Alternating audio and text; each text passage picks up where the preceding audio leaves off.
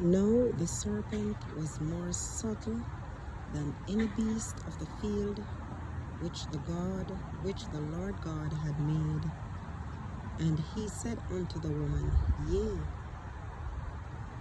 hath God said, Ye shall not eat of every tree of the garden? And the woman said unto the serpent, We may eat of the fruit of the tree of the garden, but of the fruit which is in the midst of the garden, God hath said, Ye shall not eat of it, neither shall ye touch it, lest ye die.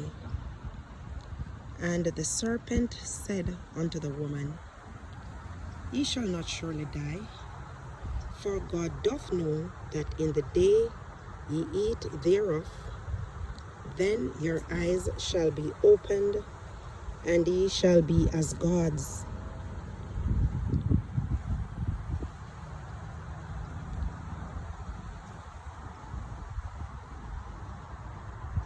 and ye shall be as gods, knowing good and evil. And when the woman saw that the tree was good for food, and that it was pleasant to the eyes, and a tree to be desired, to make one wise, she took the fruit thereof, and did eat, and gave also unto her husband with her, and he did eat. And the eyes of them both were opened, and they knew that they were naked, and they sewed fig leaves together, and made themselves aprons.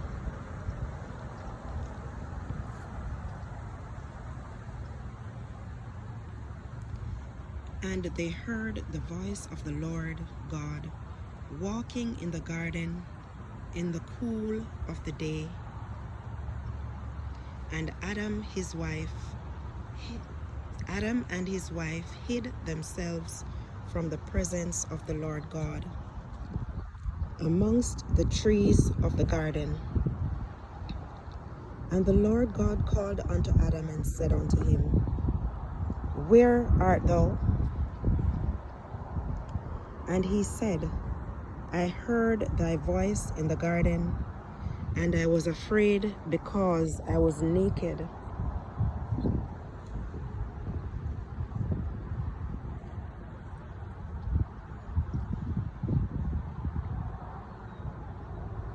and I hid myself. And he said, Who told thee that thou wast naked? Hast thou eaten of the tree whereof I commanded thee that thou shouldst eat not? And the man said,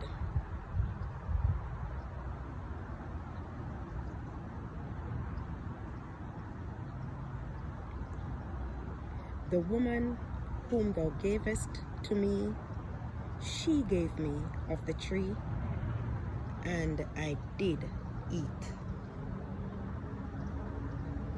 And the Lord God said unto the woman, What is this that thou hast done? And the woman said, The serpent beguiled me, and I did eat. And the Lord Jehovah said unto the serpent, Because thou hast done this, thou art cursed above all cattle, and above all beasts of the field.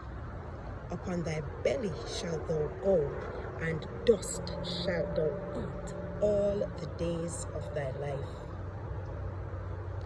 And I will put enmity between thee and the woman, and between thy seed and her seed. It shall bruise thy head, and thou shalt bruise his heel. Unto the woman he said, I will greatly multiply thy sorrow and thy conception. In sorrow shalt thou bring forth children, and thy desire shall be to thy husband, and he shall rule thee. And unto Adam he said, because thou hast hearkened unto the voice of thy wife, and hast eaten of the tree of which I commanded thee, saying, thou shalt not eat of it, cursed is the ground for thy sake. In sorrow shalt thou eat of it all the days of thy life. Thorns also and thistles shall it bring forth to thee.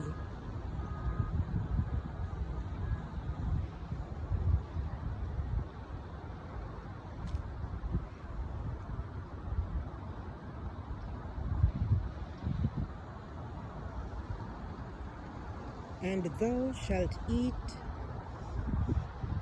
the herb of the field. In the sweat of thy face shalt thou eat bread, till thou return to the ground.